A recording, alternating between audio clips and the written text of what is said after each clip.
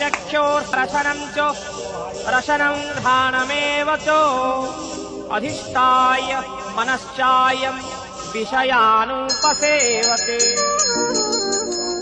उत्क्रामन्तः स्थितं वापि भुञ्जाना वा गुणान्वितं विमूढानानुपश्यन्ति पश्यन्ति ज्ञानचक्षुषः यतन्तो योगिनश्चैनः पश्यन्त्यात्मन्यवस्थितम्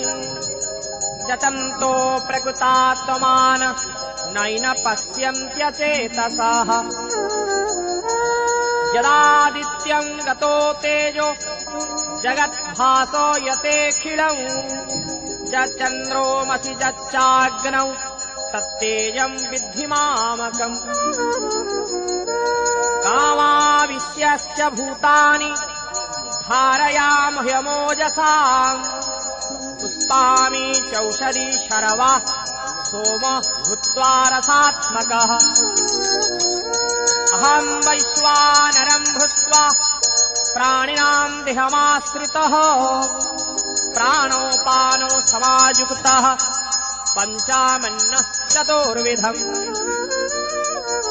अवास्य चाहं तुदिसन्न विष्णो मतः श्रुतिज्ञानः पोहनं च वेदैश्च सर्वैः रहमेव वेद्यो वेदान्तकृतवे विदे वेदजाहम्